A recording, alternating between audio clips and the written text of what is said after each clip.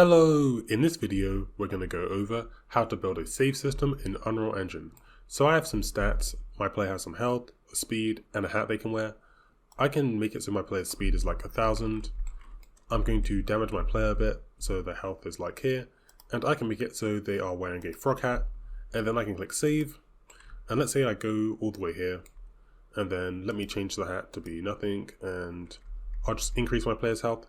If I click load, then it's going to load up my health, my speed, the hat I was wearing, and where the player was. And if I click delete, this will delete my save. And then if I play my game again, we can see it has deleted my save and I'm back in the center of the game with all of my default stats. I am also going to be giving away the project files of this tutorial for completely free so that you can look around and see how I built the save system in case you want to do that. By the end of this tutorial, you should hopefully have the knowledge on how to build a save system and be able to save the data that you want to in your game. This tutorial will be slightly different. I'm just going to be going over how I built the system and explaining everything I did to build the save system in this way. And before we get started, I'm an authorized Unreal Engine instructor. If you're just getting started with Unreal Engine, I have a completely free Unreal Engine beginner course that will teach you all of the basics of it. There'll be a link to that in the description of the video if you're interested. With that being said, let's get into the video. So, to create a save system in Unreal Engine, the first thing you're going to want to do is create a save game blueprint. To do this, you can just right click, go over to blueprint class, and then here in all classes, just look for a save game. And you can just select this and create it. So if I just open this up, I created a save game blueprint, and I've just created all of the variables I want to save. So I wanted to save my player's health, their speed, the hat they were wearing, their location, and their rotation. Now, in Unreal Engine, there are many different places we can create and load the information from our save game data. And in some previous tutorials, and even in my first game, Bobo's Fun Zone, because it was quite a small project, I created and loaded the data all within my first person character. Although when it came to my second game project, Magi Island, it was a bit bigger and I wanted a more flexible way of saving and loading all of the data. So I actually created and loaded the save inside of a game instance, and I think this is a much better way to do it. If you don't know what game instance is, I'm going to explain it now. So a game instance is a persistent object that lives for the entire lifetime of your application. So as soon as you start your game project in Unreal Engine, it's going to create a game instance. And unlike a level blueprint or a game mode, all of the information inside of a game instance exists between levels. So you can move between levels and all of the information in the game instance is going to stay the same. For that reason, it makes it a really good place to store information like save game data. So how do you create a game instance? Well, inside of this project, I just have a folder called blueprints. You can right click, go to a blueprint class, and then you can just look for a game instance. And you can just select it and create it. So I created one called the BP third person example game instance. And you want to go inside of the event graph and just right click and look for event initialize. So this will basically run as soon as the game starts. And what I do is I just have this node called does save game exist? And then I just right clicked here and promoted this to a variable. So in Unreal Engine, your saves are assigned to a slot. So I've just created a variable called slot1 and I've called my slot save. So when my game starts, I check to see if I have a save game under the name save. If I don't, then I just use the node create save game object, and then I specify the save game object I want to create. In this case, it's the BP example save. If I do have a save, so if say I'm playing this game again and I actually do have a save, then I just do the load game from slot. For the slot, I'm checking to see if I have a slot called save. And then from here, I just cast to the BP save example and I permit that to a variable. That way I have a reference to my save game inside of my game instance. In order to make sure that any blueprint inside my project can access this, what I did is I created a blueprint function library. So a blueprint function library is basically, as the name implies, a place where you can create a bunch of different functions and you can use these functions in any blueprint. To create it, you can just right click, go to blueprint, and select blueprint function library. So I've created one, and if I just open it up, I've just created a function that allows me to reference my game instance. So inside of this function, I just right clicked and I get the game instance, and then I've just dragged off here and looked for cast to third person example game instance, or whatever you've called your game instance, and just right click on this and go convert to pure cast. And then I've just hooked this up to a return node and I've made this a pure function. Because of that, if say I minimize this and I just go over to my third person character, let me just find some free space. I can just right click and I called my function get third person game instance. I can just right click here and I can look for get third person game instance, and then I can just drag off here and now I have a reference to my save. So I can look for the get save game reference and I can access this anywhere. So I can go to my level blueprint and here I can just look for get third person game instance, and now I can basically access my save game information from anywhere.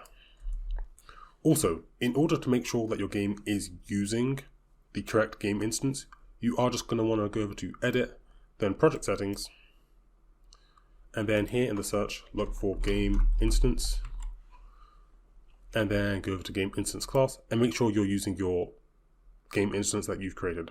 Otherwise this won't work, so make sure you selected your game instance. So we've now established how I create the save in this project. The next thing I want to do is go over how we can save items to our save data and how we can load items from our save data.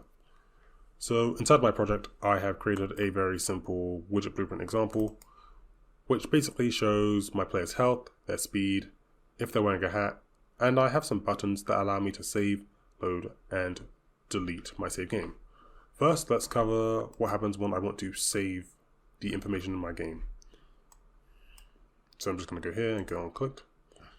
So when I save my game, I first of all reference my third person game instance, and I can do that because of this blueprint function library.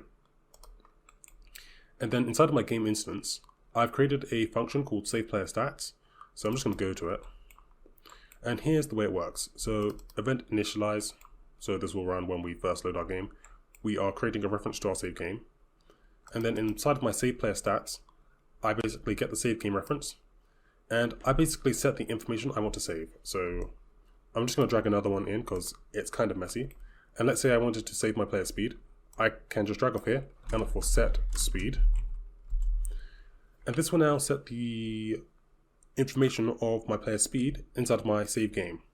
But in order to actually save this, we need to just do something else. So inside of my game instance, I have also created another function called SaveGame.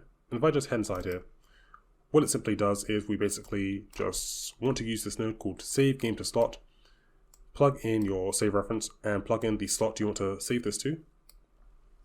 So that's essentially what it does. So if I just go back to my savePlayerStats, I essentially get my save game reference, I set the information I want to save, and then I save the game. Technically, I could do it inside of here. So if say I wanted to save my player's speed to 0, I could drag off here and look for save game to slot. And then the save game I'm saving is going to be this. And then the slot, I just need to make sure I drag in my slot name and connect this into here. I could also manually type in save, and that would save it to this slot as well. I just made it a variable because it's a bit cleaner and you're less likely to make mistakes. So inside of this function, I basically allow me to set the speed, health, the hat my player's wearing, and I save their location and their rotation.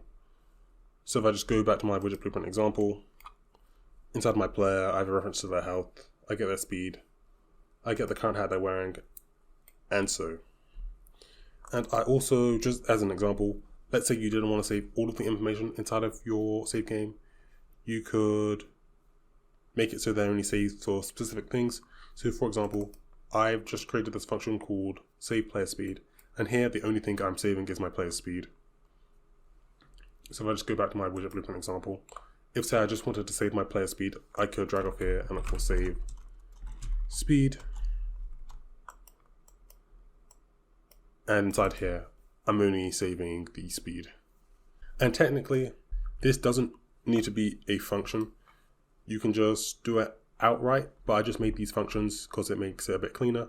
But if say I wanted to just manually save the player's speed, or something else, I could just drag off the game instance and I can get the player and I can get the save reference. I could just drag off here and look for set speed. And then I could just drag off here and look for save game to slot. And I can specify the slot name and it would save it. The only reason I did it through a function is I think it makes it a bit cleaner and you're less likely to make mistakes. Next, let's cover how we load information from our save. So I'm just going to go back to my designer and I'm going to click this load button.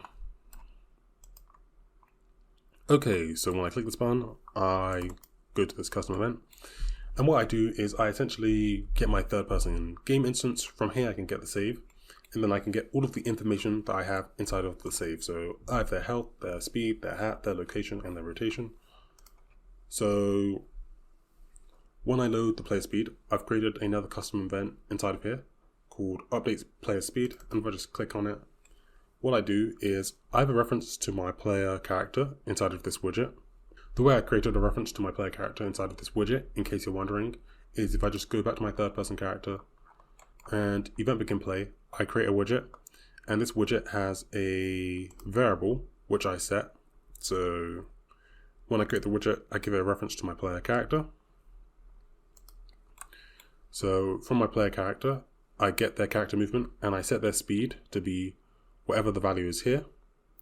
And I also have this slider box which shows the speed of my player.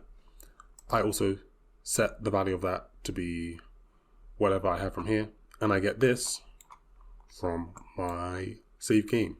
I essentially do a similar process for setting up the health, the hat, and loading the player character's location and rotation.